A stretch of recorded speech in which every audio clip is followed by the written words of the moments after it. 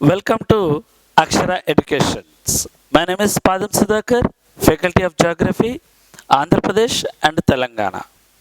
World జాగ్రఫీలో భూస్వరూప శాస్త్రంలో నెక్స్ట్ వస్తున్నటువంటి టాపిక్ భూచలనాలు.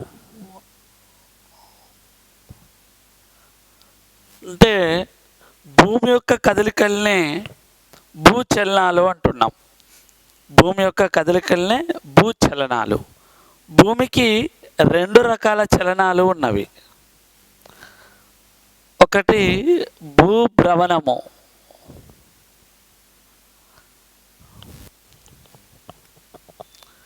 రెండోది భూ పరిభ్రమణము.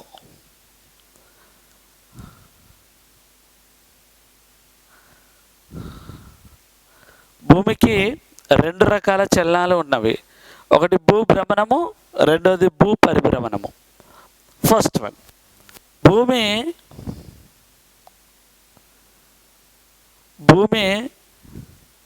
తన చుట్టూ తాను పశ్చిమం నుంచి తూర్పుకి, భూమి తన చుట్టూ తాను పశ్చిమం నుంచి తూర్పుకి సవ్య దిశలు తిరగడాన్ని భూభ్రమణము అని పిలుస్తారు. ఇలా తిరగడం వల్ల తూర్పున ఉదయించి పశ్చిమాన అస్తమిస్తుంది.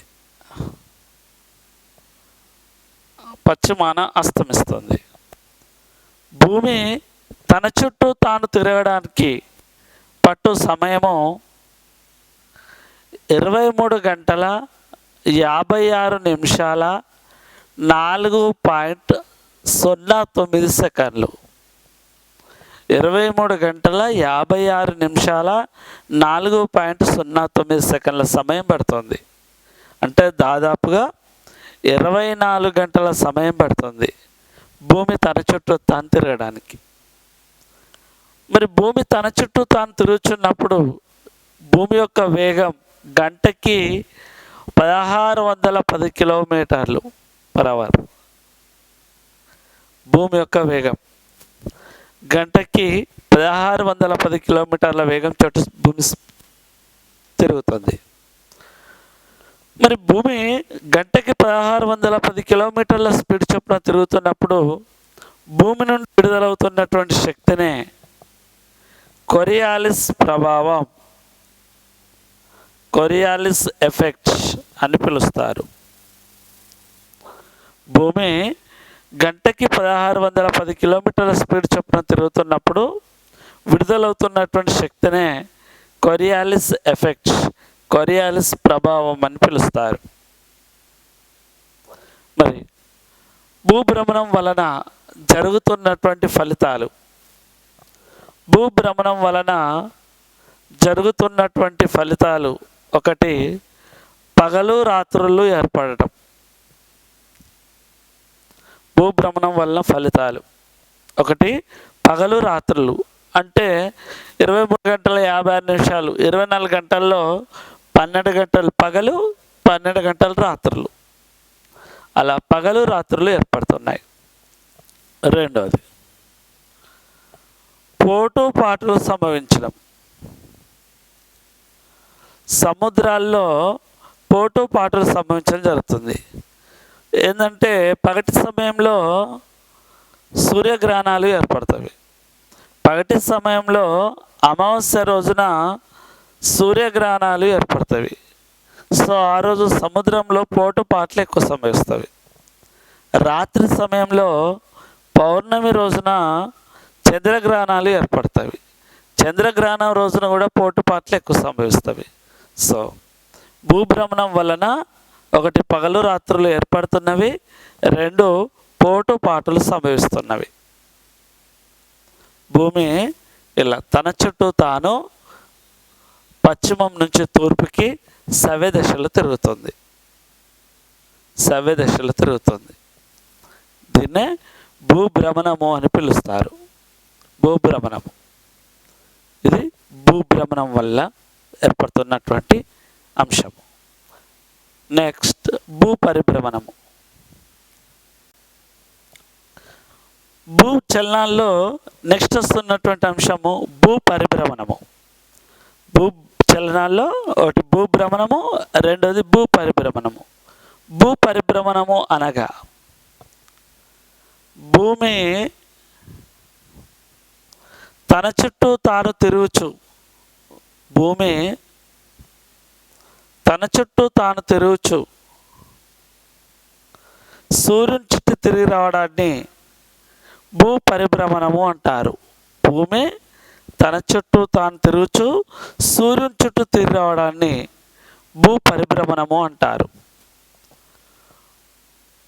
భూమి తన చుట్టూ తాను తిరుగుచు సూర్యుని చుట్టూ తిరిగి రావడానికి పట్టు సమయము అంటే భూ పరిభ్రమణానికి పట్టు సమయము 365 1/4 రోజులు లేదా 365 రోజుల 6 గంటల 10 సెకండ్లు. భూ పరిభ్రమణానికి పట్టు సమయము 365 1/4 రోజులు లేదా 365 రోజుల 6 గంటల 10 సెకండ్లు, 6 గంటల 10 నిమిషాలు. మరి ఈ 1/4 రోజును, ఈ 6 గంటల సమయాన్ని ప్రతి 4 సంవత్సరాలకు 365 రోజులు 6 6 12 గంటలు, 365 6 12 18 గంటలు, 1 2 3 ప్రతి 4 సంవత్సరాలకు 18 గంటలు ప్లస్ 6 గంటలు 24 గంటలు. సో 366 రోజులు ప్రతి 4 సంవత్సరాలకు ఒకసారి వస్తుంది. ప్రతి 4 సంవత్సరాలకు ఒకసారి వచ్చే అదనపు రోజునే ఫిబ్రవరి 29 ఉన్నటువంటి రోజునే లీపు సంవత్సరం అని పిలుస్తారు. భూ పరిభ్రమణానికి పట్టు సమయము 365 రోజుల 6 గంటలు. ఈ 6 గంటలు ప్రతి 4 సంవత్సరాలకు ఒకసారి అదనంగా వస్తున్నటువంటి రోజును ఫిబ్రవరి 29లో కలుపుతారండి. దానినే లీపు సంవత్సరం అంటారు. లీపు సంవత్సరం ప్రతి 4 సంవత్సరాలకు ఒకసారి జరుగుతుంది. ప్రతి 4 సంవత్సరాలకు ఒకసారి వస్తుంది లీపు సంవత్సరం. మరి భూ పరిభ్రమణం జరుగుతున్నప్పుడు భూ పరిభ్రమణం యొక్క వేగం 1,07,208 కిలోమీటర్లు పర్ అవర్. భూ పరిభ్రమణం వేగం 1,07,208 కిలోమీటర్లు గంటకి భూ పరిభ్రమణం యొక్క వేగం. మరి మొత్తం భూకక్ష 965 మిలియన్ల కిలోమీటర్లు. భూకక్ష మొత్తం భూకక్ష 965 మిలియన్ల కిలోమీటర్లు. మరి భూ పరిభ్రమణం జరుగుతున్నప్పుడు ఏర్పడుతున్నటువంటి ఫలితాలు, భూ పరిభ్రమణం జరుగుతున్నప్పుడు ఏర్పడుతున్నటువంటి ఫలితాలు, ఒకటి ఋతువులు ఏర్పడటం. ఋతువులు అంటే కాలాలు. శీతాకాల అయనంతం, వసంతకాలం, వేసవికాల అయనంతం,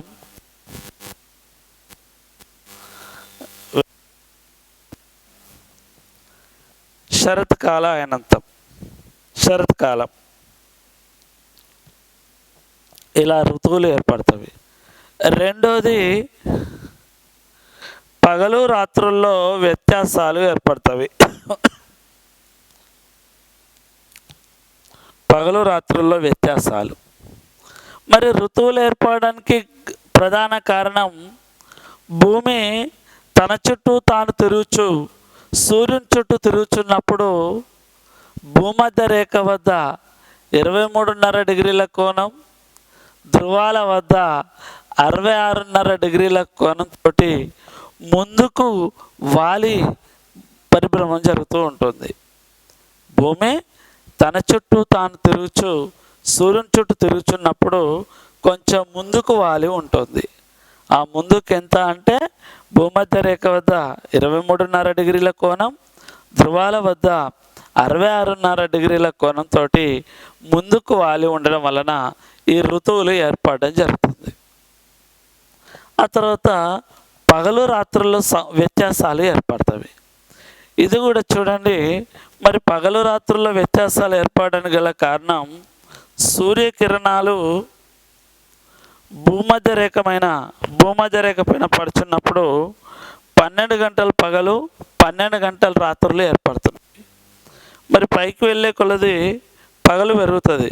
13 గంటలు పగలు, 14 గంటలు పగలు, 15 గంటలు పగలు, 16 గంటలు పగలు, 17 గంటలు పగలు, 18 గంటలు పగలు, 1 నెల పగలు, 2 నెలలు, 3 నెలలు, 4 నెలలు, 5 నెలలు, 6 నెలలు పగలు. ఉత్తర ధ్రువం వద్ద 6 నెలలు పగలు ఏర్పడితే దక్షిణ ధ్రువం వద్ద 6 నెలలు రాత్రులు ఏర్పడతాయి. దక్షిణ ధ్రువం వద్ద 6 నెలలు రాత్రులు ఏర్పడతాయి. చూడండి, ఉత్తర ధ్రువం వద్ద 13 గంటల పగలైతే దక్షిణ ధ్రువం వద్ద దక్షిణ ప్రాంతంలో దక్షిణార్ధగోళంలో 13 గంటల రాత్రులు, 14 గంటల రాత్రులు, 15 గంటల రాత్రులు, 16 గంటల రాత్రులు, 17, 18, 1, 2, 3, 4, 5, 6 నెలలు రాత్రులు ఏర్పడతాయి దక్షిణ ధ్రువం వద్ద. అంటే చూడండి, ఉత్తరార్ధగోళానికి దక్షిణార్ధగోళానికి తేడా. ఉత్తరార్ధగోళంలో 14 గంటల పగలు ఉంటే దక్షిణార్ధగోళంలో 14 గంటల రాత్రులు ఉంటున్నవి. ఉత్తరార్ధగోళంలో 1 నెల పగలు ఉంటే దక్షిణార్ధగోళంలో 1 నెల రాత్రులు ఉంటుంది.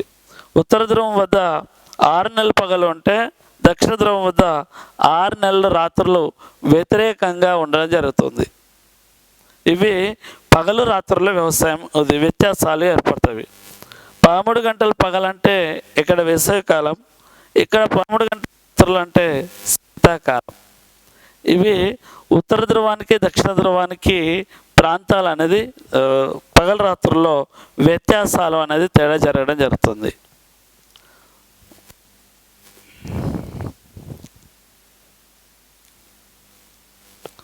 సో సూర్యకిరణాలు కర్కట రేఖ పడుచున్నప్పుడు, సూర్యకిరణాలు మకర రేఖ పైన పడుచున్నటువంటి మకర రేఖ, ఇలా సూర్యకిరణాలు కర్కట రేఖ పైన పడుచున్నటువంటి రోజు ఏ రోజు అంటే జూన్ 21. సూర్యకిరణాలు భూమధ్య రేఖ పైన పడుచున్నటువంటి రోజులు మార్చి 21 మరియు సెప్టెంబర్ 22 లేదా 23.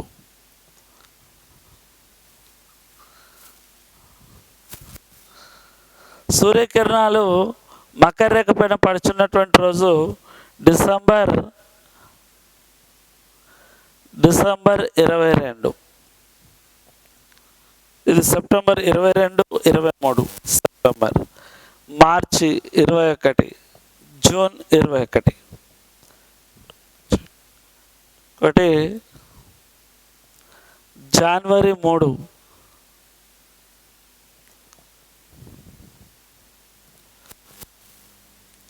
జూలై 4,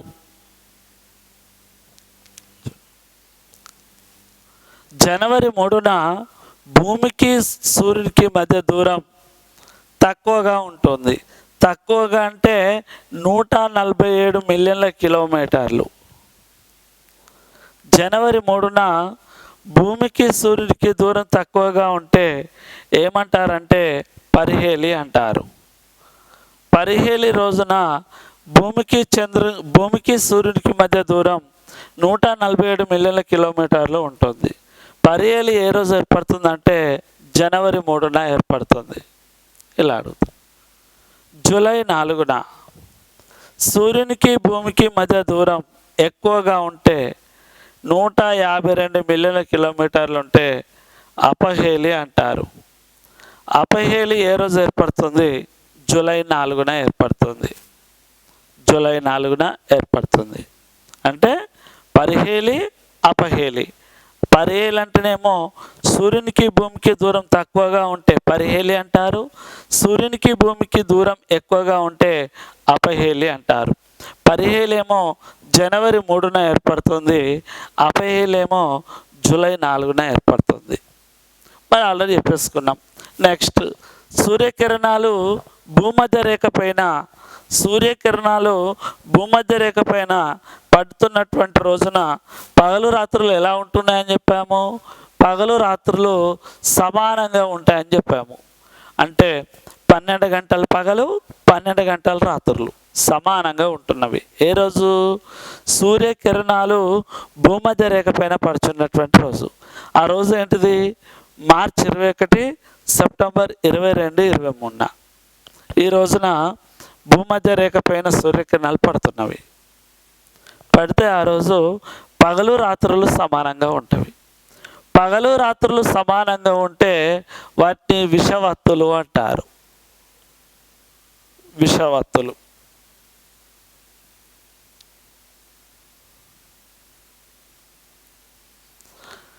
పగలు రాత్రులు సమానంగా ఉంటే విషవత్తులు అంటారు. మరి ఇందులో 2 రకాల విషవత్తులు ఉన్నవి.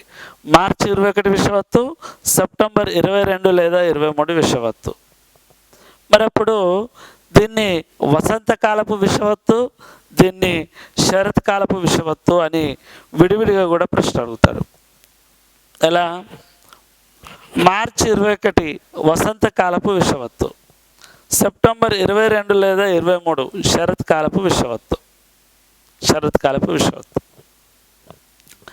మార్చి 21న ఉత్తర ధ్రువం పైన సూర్యుడు ఉదయిస్తున్నటువంటి రోజు. మార్చి 21 ఉత్తర ధ్రువం పైన సూర్యుడు ఉదయిస్తాడు. మార్చి 21 ఉత్తర ధ్రువం పైన సూర్యుడు ఉదయిస్తే 6 నెలలు, మార్చి 21 నుంచి 6 నెలలు సూర్యుడు ఉంటాడు.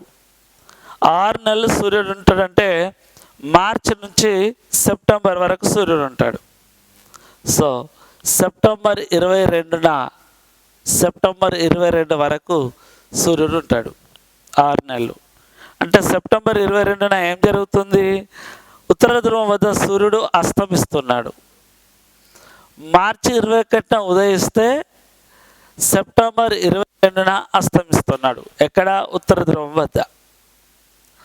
6 నెలలు. మరి సెప్టెంబర్ 22 రాత్రి ఎక్కడికి వస్తున్నాడు? దక్షిణ ధ్రువం వద్దకు వస్తున్నాడు. సో దక్షిణ ధ్రువం వద్ద సెప్టెంబర్ 22న ఉదయిస్తున్నాడు. ఉదయిస్తే 6 నెలలు ఉంటాడు, మార్చి 21 వరకు. మరి మార్చి 21న దక్షిణ ధ్రువం వద్ద సూర్యుడు అస్తమిస్తున్నాడు. మార్చి 21న దక్షిణ ధ్రువం వద్ద సూర్యుడు అస్తమిస్తే మళ్ళీ ఉత్తర ధ్రువం వైపు వెళ్తాడు. ఇది మార్చి 21న. మళ్ళీ సేమ్ మార్చి 21న ఉత్తర ధ్రువం వద్ద ఉదయిస్తే మళ్ళీ 6 నెలలు ఉంటాడు. ఇక ఈ సూర్యునికి అదే పని. ఉత్తర ధ్రువం వద్ద 6 నెలలు పగలు ఉంటే దక్షిణ ధ్రువం వద్ద 6 నెలల రాత్రులు, దక్షిణ ధ్రువం వద్ద 6 నెలలు రాత్రులు పగలు ఉంటే ఉత్తర ధ్రువం వద్ద 6 నెలలు రాత్రులు. మార్చి టు సెప్టెంబర్, సెప్టెంబర్ టు మార్చి. ఒక దగ్గర సూర్యుడు ఉంటే ఒక దగ్గర చీకటి ఉంటుంది. మరి ఉత్తర ధ్రువం వద్ద 6 నెలలు చీకటిగా ఉన్నప్పుడు వెలుతురునిచ్చే నక్షత్రాలను అరోరా ఆస్ట్రాలిస్ అంటారు. అరోరా ఆస్ట్రాలిస్. దక్షిణ ధ్రువం వద్ద 6 నెలలు చీకటిగా ఉంటే వెలుతురునిచ్చే నక్షత్రాలను అరోరా బోరియాలిస్ అంటారు.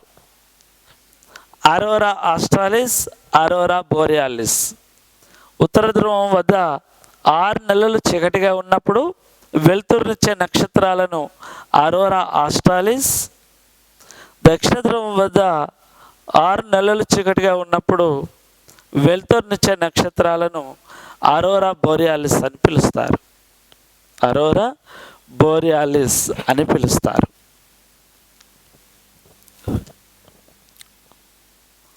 మార్చి సెప్టెంబర్ 22న దక్షిణ ధ్రువం వద్ద సూర్యుడు ఉదయిస్తే 6 నెలలు ఉంటాడు. అంటే మార్చి 21 వరకు దక్షిణ ధ్రువం వరకు ఉంటాడు. మార్చి 20న రాత్రి దక్షిణ ధ్రువం వద్ద అస్తమిస్తే మార్చి 21న ఉత్తర ధ్రువం వైపు సూర్యుడు వెళ్తూ ఉన్నప్పుడు ఇక్కడ రాత్రి సూర్యుడు కనిపిస్తూ ఉంది.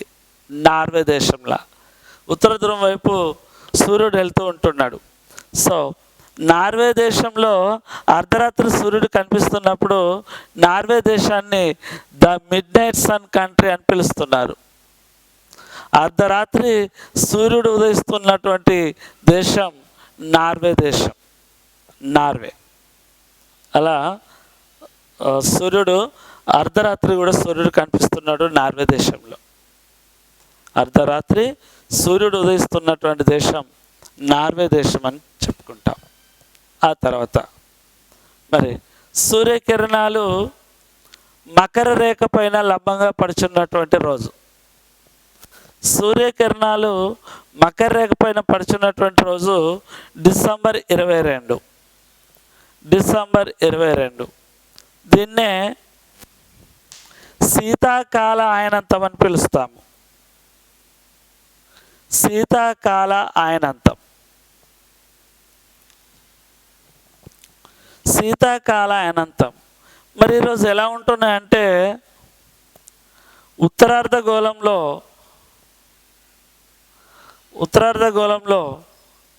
పగలు ఎక్కువగాను, ఉత్తరార్ధగోళంలో పగలు తక్కువగాను, రాత్రులు ఎక్కువగాను ఉంటుంది. దీర్ఘమైన రాత్రులు, హ్రస్వమైన పగలు. అంటే రాత్రులు ఎక్కువగాను, పగలు తక్కువగాను ఉత్తరార్ధగోళంలో ఉన్నటువంటి రోజు డిసెంబర్ 22. లేదా డైరెక్ట్ అడిగితే ప్రపంచంలో అతి చిన్న రోజు ఏదంటే డిసెంబర్ 22.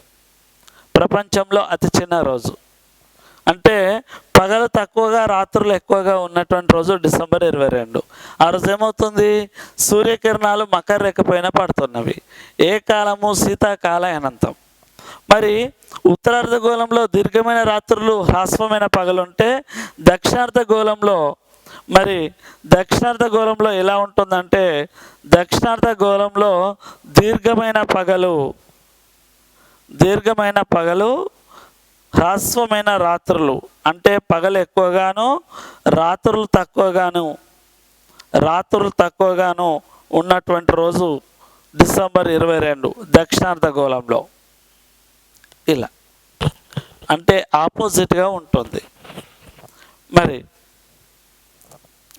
సూర్యకిరణాలు కర్కటక రేఖ పైన పడుచున్నటువంటి రోజు ఏ రోజు అంటే జూన్ 21. సూర్యకిరణాలు కర్కటక రేఖ పైన పడుచున్నటువంటి రోజు జూన్ 21. మరి జూన్ 21న సూర్యకిరణాలు కర్కటక రేఖ పైన పడితే వేసవికాల ఆయనంతం. వేసవికాల ఆయనంతం. మరి వేసవికాల ఆయనంతంలో పగలు ఎలా ఉంటున్నాయంటే ఉత్తరార్ధగోళంలో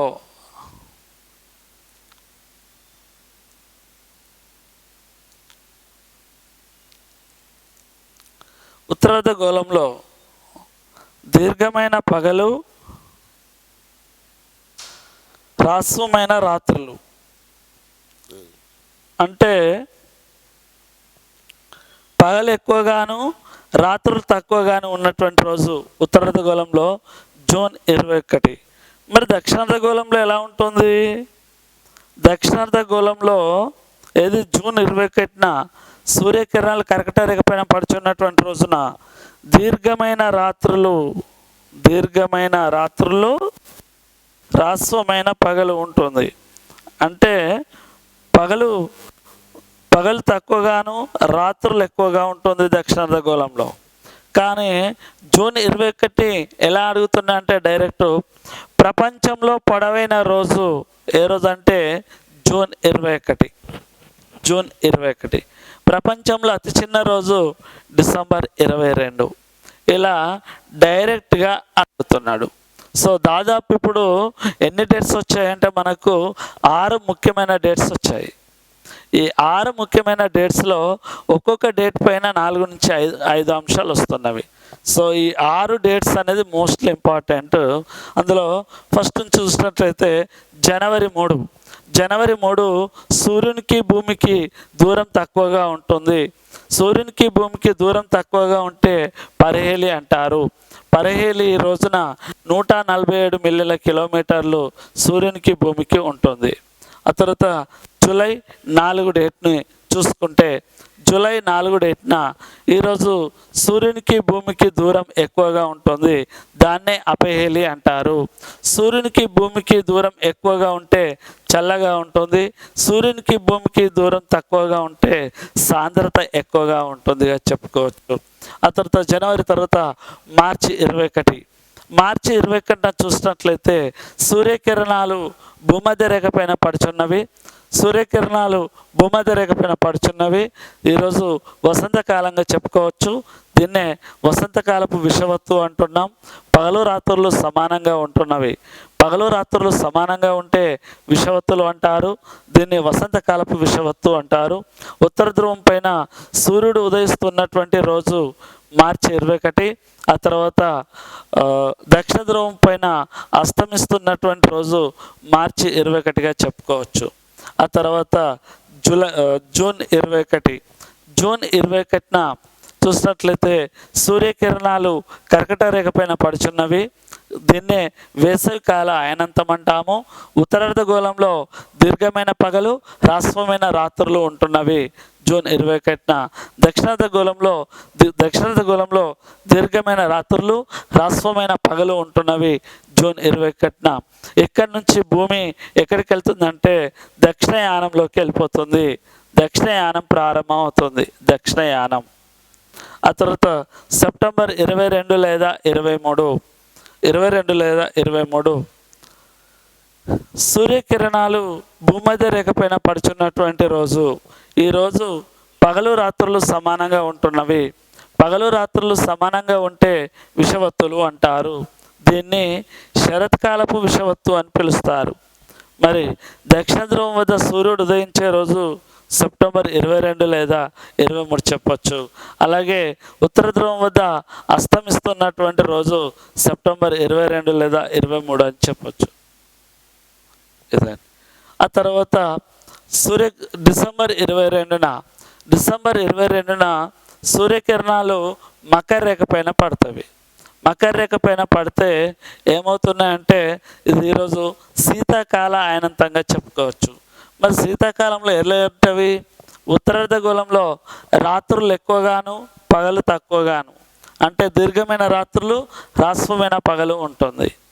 మరి దక్షిణార్ధగోళంలో పగలు ఎక్కువగాను, రాత్రులు తక్కువగా, అనగా దీర్ఘమైన పగలు, హ్రస్వమైన రాత్రులు ఏర్పడతాయి. ఇక్కడనే భూమి ఎక్కడికి వెళ్తుందంటే ఉత్తరార్ధగోళంలోకి వెళ్తుంది. ఉత్తరార్ధగోళం.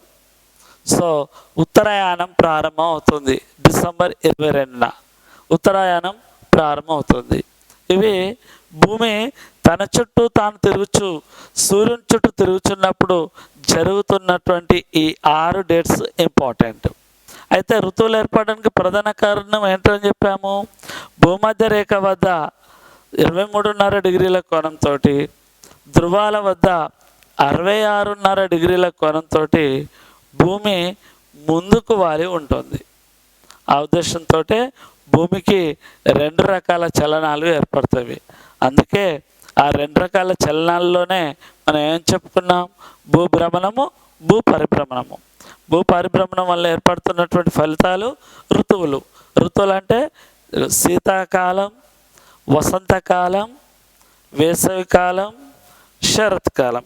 ఇలా 4 కాలాలు. రెండో ఫలితం ఏమని చెప్పాము? పగలు రాత్రుల్లో వ్యత్యాసాలని చెప్పాము. పగలు రాత్రుల్లో వ్యత్యాసాలని చెప్పాము. పగలు రాత్రుల్లో వ్యత్యాసాలంటే దీర్ఘమైన పగలు, హ్రస్వమైన రాత్రులు, లేదా హ్రస్వమైన పగలు, దీర్ఘమైన రాత్రులు, లేదా దీర్ఘమైన పగలు, హ్రస్వమైన రాత్రులు. అంటే పగలు రాత్రుల్లో వ్యత్యాసాలు ఏర్పడతాయి భూ పరిభ్రమణం వల్ల. ఆ తర్వాత భూకక్ష యొక్క మొత్తం పొడవు 965 మిలియన్ల కిలోమీటర్లు. భూ పరిభ్రమణం యొక్క వేగం 1,07,208 కిలోమీటర్లు గంటకి. దీని యొక్క స్పీడ్గా చెప్పుకుంటున్నాం. గంటకి దీని యొక్క స్పీడు 1,07,208 కిలోమీటర్లు. ఇది భూమి యొక్క ఉన్నటువంటి చలనాలు. భూభ్రమణము, భూ పరిభ్రమణము.